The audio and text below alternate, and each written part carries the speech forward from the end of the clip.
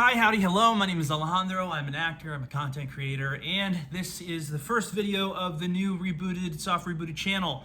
We have Kirby in the background on the mic. Give him 1, 2, Kirby. Awesome, Curbs. Okay, so today we're going to talk about the state of the film and television industry in 2024. For me personally, I'm going to be talking from experience. I'm a professional actor. I'm a SAG-AFTRA member. And man, it has been a hard time to be an actor, let alone a creative in this industry. If you do not know, and this is where the video game part comes in, if you like video games as well, man, there's a SAG-AFTRA video game strike happening right now for voice actors, and it's just, it sucks, you know, not the strike part. We've been through that last year with the writers and actors strike, and solidarity with all my fellow members who are also fighting to preserve their voice from artificial intelligence, which is like the biggest thing that we keep coming back to. But that is just kind of the top level vibe check of what's happening. And I wanted to talk about, I think, how we got here, and kind of what's next. A lot of us do not know what's next. The motto that's been going around has been survive until 25, not only in the film and television industry, but also in the games industry. Massive layoffs in the games industry, and it's super disheartening. There are so many people in all of entertainment who are so talented, who do not deserve to be treated like fodder for these greedy corporate executives who don't know art. We're seeing it right now play out with Warner Brothers. We're seeing them decide whether or not they're going to sell off like some of their largest game studios, and then license out the IP. Like, what is NetherRealm Studios without Mortal Kombat? We're seeing this voice actor strike happening right now, which I hope that they get what they need. I am just very skeptical with our current SAG leadership with how they handled our last contract and our last agreement, and I don't think any of the issues that I had then were corrected or were fixed. And if you're curious about what I'm speaking about, please go look at my TikTok. I have a bunch of videos that I made last year talking about the strike, talking about our leverage and what I think we could use with our leverage. And unfortunately, I think that it's been proven that leadership just did not get the memo / care about the end result, as they have are starting to work with third-party AI firms to, you know, essentially create a locker of voice actors and actors' likeness, as well as a stipulation in our new contract that if you do not have a will or estate and you pass away and you've been scanned in your lifetime, that all that likeness reverts to SAG and they can license it out. And a lot of people are going to be in denial, but that is the language that is in our contract, and we are seeing people being let go from positions and let go from jobs they've booked because they're refusing to be scanned on the job on day one, and that is just unfortunate. And I think right now we're seeing this collision of the faults of our contract, as well as, you know, AI firms kind of people who are investing in these AI firms be like, hey, where's our return on our investment? And there's not a return on investment, and because it's just the next big thing. It's NFTs, you know, it's crypto, it's stuff like that. And I think it is just a waiting game at this point. But also, I do think at the end of this, there will be less work. So it sucks. I don't know what else to say. I could talk about this all day because right now I haven't really spoken about this in a long time, and I've had a lot of resentment since last November when our contract was being ratified, especially with the voter turnout of how many people voted for our contract / the rules that leadership put in place to stipulate how many people did vote. Like, for instance, like if you weren't caught up on certain dues because of the strike, you could not vote. So like stuff like that really rubbed me the wrong way. And if you are a SAG member and you're curious about my frustrations, please comment down below. We can talk about it.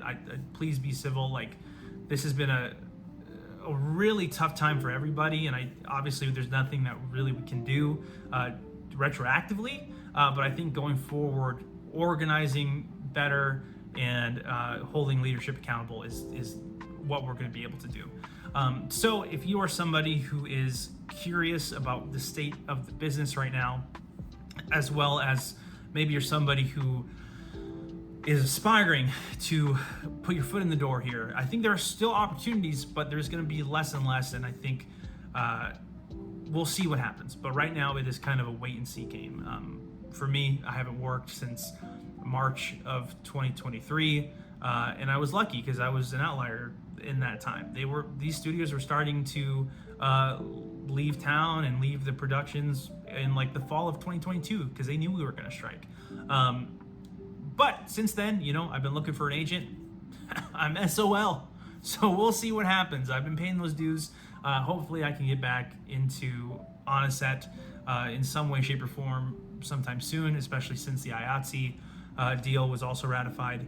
But we will see. So we're going to do more videos on this in the future, but this is the top level kind of thought spillage of what I'm feeling right now and what a lot of people are feeling right now in the film and television industry. And if you're curious about my thoughts, please go look at my TikTok. But now let's get into, I would say, the funner stuff, which is what I've been playing. Man, this freaking Steam Deck, man, they're so cool. I was not a PC gamer. I have been a console boy, PlayStation boy, and I'm like, you know what? This generation has been a little slow with exclusives, and the more I'm playing this PlayStation, I'm like, I really like it, but like, what if I could play things on the go, And the PS Portal came out, and I was like, yeah, that's cool, but just for remote play, And I had a backbone, and I was like, you know what? Final Fantasy VII Rebirth is coming out. I know I'm gonna want to grind that game. Do I want to play it on my phone? I'm like, I don't know. And then a Steam Deck OLED happened. And I was like, you know what? I'm going to do it. Saved up some money from, the holiday, for my birthday and stuff like that. And I was in some work, and I was like, yep, this is it. I'm doing it. And I bought this freaking Steam Deck OLED. And the brightness is off and the battery is low. But it is so pretty. And you can even change your background now. It's so sick. I love this thing. And I've been playing so many awesome games from new games that came out this year, as well as a bunch of old stuff that I either missed or I wanted to replay the entire Arkham series on this thing, on the Steam Deck OLED. It runs amazing. And yeah, I've been playing things like Persona 3 Reload. I've been playing things like Assassin's Creed Unity. Never played that one because it was broken. It was way broken back in the day when it came out. And I was like, you know what? I'm feeling a little Assassin's Creed itch. I haven't played one in a long time. I kind of fell off the open world RPG ones. So let's see what Unity was about, because I remember missing that one and being like, I'm curious. I'm Unity curious.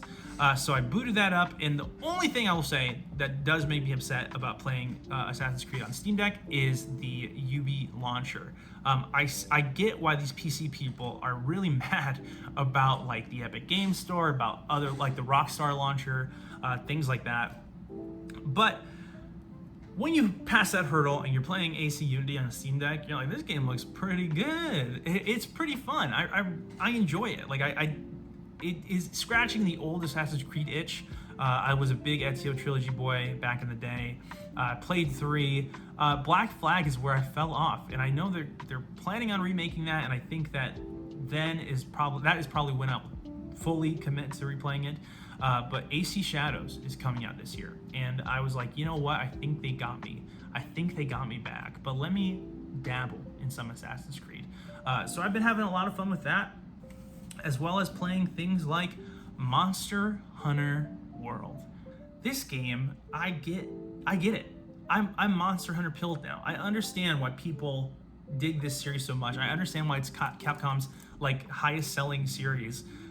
Monster Hunter Wilds is coming out next year, and I've seen some videos on it, and they've been promoting it with new weapons daily on their YouTube, and it's really cool. It looks really nice, and I was like, you know what? Let me go try Monster Hunter. I've always been Monster Hunter adjacent with like the Soulsborne games and stuff, and it doesn't play quite like Dark Souls or Elden Ring or anything like that, but the feel is kind of there, and I'm pretty sure like the combat director who did 7 Rebirth and 7 Remake was the combat director on Monster Hunter World, and I'm pretty sure he is, and I'm seeing a little bit of that that kind of tinge to it, like very nice, kind of weighty, but also like slick and fast animations. I really, really dig it.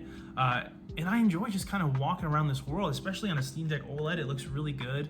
The HDR display is really, really nice for this game. And yeah, I docked it and it looked good at like 720p 60 FPS. That's not everybody's cup of tea, but for this being kind of my only like PC rig, it looked great. It looked great on a 15-inch monitor, playing it, and I was playing at 60 FPS. So it's been super fun. I'm excited to see what Wilds is like, and I would love to play that with my buddies or my brothers or something like that.